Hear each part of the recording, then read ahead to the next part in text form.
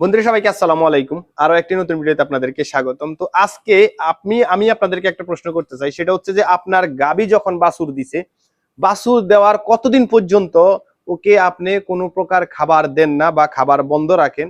যদি আপনি এটা করে থাকেন তাহলে অবশ্যই কমেন্টে লিখবেন। মানে হচ্ছে যে আসলে বিষয়টা মানে কিভাবে বলি আমি।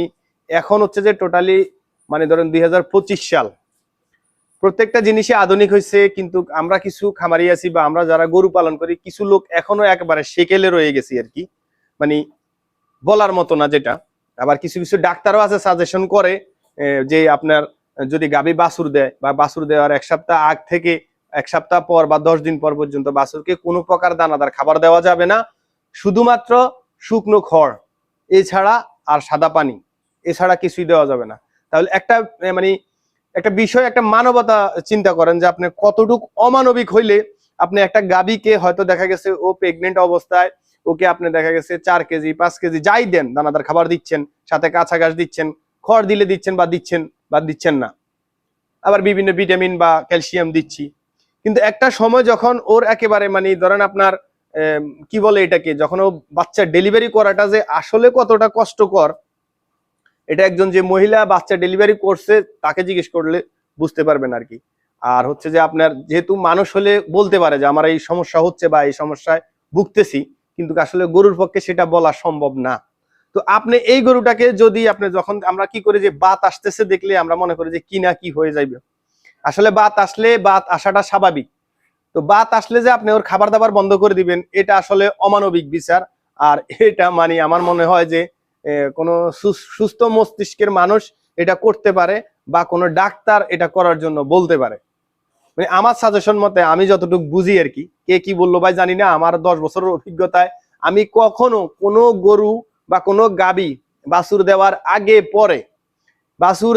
আগে পরে কখনো তার বডি ওয়েট অনুযায়ী যতটুকু সে দানাদার খাবার পাবে, যতটুকু সে কাঁচা ঘাস খড় পাবে, কখনো এক বিন্দু পরিমাণ আমি কমাই নাই। ওর যতটুক পাবে সেটা দিচ্ছি, কিন্তু আমি যখন ওর মোটামুটি যদি বাত থাকে বা ওলানের রস থাকে, ওইটা শুকিয়ে যাওয়ার পরে ওটা শুকানোর জন্য কি কি করা দরকার সেটা আমি করতেছি।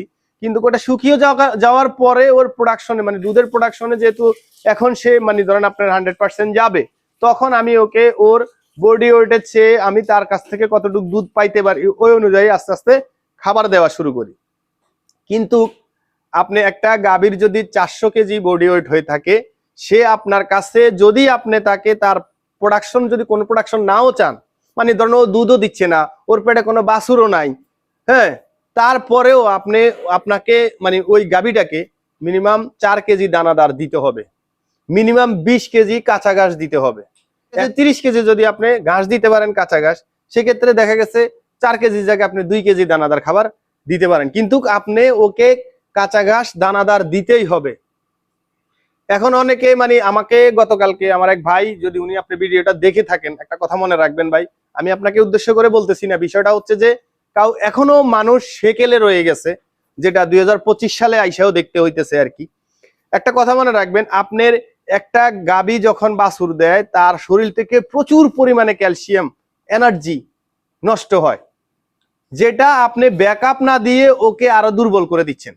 তাহলে আপনি একটা জিনিস মনে রাখেন যে ওর এনার্জি লস হইলো, এরপর হচ্ছে যে ওর শরীর থেকে ক্যালসিয়াম ভিটামিন, এরপর হচ্ছে যে প্রসব ব্যথার যে একটা পেইন, হ্যাঁ, যে একটা মানে জার্নি, এইটা যখন ওর শরীর থেকে আপনার যখন ও এই কষ্ট করে যখন আপনাকে ও বাছুর ডেলিভারি করলো, এর পরবর্তী সময়েও আপনি ওকে ওর যতটুকু প্রাপ্য তাকে তা দিচ্ছেন না, এর পরবর্তীতে কিন্তু আপনি দুধও দহন করছেন, তার মানে সে প্রোডাকশনে চলে গেছে।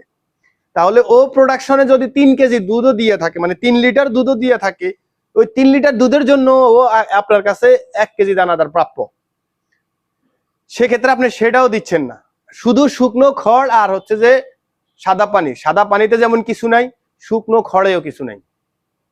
তাহলে ওর বডিটাকে কিভাবে ঠিক রাখবে, সে কিভাবে আপনাকে অধিক পরিমাণে দুধ প্রোডাকশন দিবে বলেন? এই প্রশ্নের জবাবটা দেন। তাহলে আমাকে একটা কথা মনে রাখবেন যে গাভীর যদি শরীরে বাত আসে, পোলানে বাত আসে, রস আসে, সেটা সহজ সমাধান আছে, সেটা সমাধান হবে, কিন্তু তার মানে এই না যে আমি তার মানে খাবার দাবার বন্ধ করে দিব। বা কি এমন ডাক্তার হইতে পারে যে আমি আমার মানে 10 বছরের অভিজ্ঞতায় যে আমি এমন ডাক্তার হইতে পারে যে ওর খাবার দাবার বন্ধ করে দিতে বলছে, মানে দানাদার খাবার টোটালি বন্ধ করে দিতে গেছে, কাঁচা ঘাস দেওয়া যাবে না, তাহলে রস বেড়ে যাবে বা বাত বেড়ে যাবে। আরে ভাই বাত যেহেতু হয়েছে এটা তো সমাধান আছে, এমন তো না যে এই বাত ভালো হবে না, আর এমন তো না যে বাত হইলে গরুর মানে বড় ধরনের কোনো সমস্যা হয়। এটা সহজ সমান একেবারে, মানে টাকা ছাড়া চিকিৎসা আছে। তাহলে আমরা এই কাজটা কেন করতে যাবো? একটা কথা মনে রাখবেন, আমরা আমাদের খামারে কোনো গরুকে কাঁচা ঘাসও দেওয়া বন্ধ করি না, কোনো গরুকে দানাদার খাবার ওর বডি ওয়েট অনুযায়ী যতটুকু পাবে ততটুকুর চেয়ে 1 গ্রাম পর্যন্ত আমরা কমাই না যখন গাভী বাছুর দেওয়ার সময় হয় বা বাছুর দেয়। অনেককে দেখি কি জানেন, যে আপনার আজকে গরুকে মানে গাভী একটা বকনাকে বা গাভীকে বীজ দিছে, 3-4 দিন পর্যন্ত ওরে দানাদার খাবার একেবারে ধরেন 1 কেজি দানাদার খাবারও দিবে না, আর হচ্ছে যে শুধু শুকনো খড় খাওয়াবে। কেন রে ভাই? আমাদের খামারে তো এই ধরনের সিস্টেমই নেই। তাহলে আমাদের এই গরুগুলা ইনশাল্লাহ সবগুলাই কনসেপ্ট করতেছে, সবগুলাই বছরের মধ্যে বাছুর দিতেছে। এই ধরনের ভুল ধারণা কেন? একটা মানে আপনার শুক্রাণু জরায়ুতে প্রবেশ করতে গেলে 30 সেকেন্ডও সময় লাগে না, কিন্তু তারপরে আমরা একটা গাভীকে মিনিমাম 1 থেকে 2 ঘন্টা বা 3 ঘন্টা দাঁড় করে রাখতেছি। এটা ঠিক আছে, কিন্তু আপনি খাবার দাবার বন্ধ করে দিচ্ছেন 3-4 দিন 1 সপ্তাহ পর্যন্ত আপনার গাভী কনসেপ্ট করবে। তো দেখাবো অন্য কোনো ভিডিওতে, অনেক কথাই বলে ফেলছি, ভিডিওটা অনেক লং হয়ে গেছে। শেয়ার করে দিবেন, আশা করি যাতে আরেকজন খামারি ভাই উপকৃত হতে পারে। ভাই আমি চেষ্টা করি যে একটা কিছু জানানোর জন্য, নতুনত্ব জানানোর জন্য। হ্যাঁ, তো আশা করি এই গাভী সম্পর্কে এই ধরনের কোনো তথ্য বা কোনো যদি মানে আপনার জানার থাকে বা জানতে চান অবশ্যই কমেন্টে লিখতে পারেন, আর অবশ্যই ফলো দিয়ে রাখবেন ভাই। আমরা চেষ্টা করতেছি যে সারা বাংলাদেশের প্রত্যেকটা খামারের কিছু ভুল ধারণা আছে, এই ভুল ধারণাগুলো যাতে ভেঙে যায় বা ভেঙে দেওয়ার চেষ্টা করতেছি আর কি। তো দেখাবো অন্য কোনো ভিডিওতে অন্য কোনো বিষয় নিয়ে। আজকের মতো এখানে বিদায়। আসসালামু আলাইকুম রহমতুল্লাহি ওয়া বারাকাতুহু।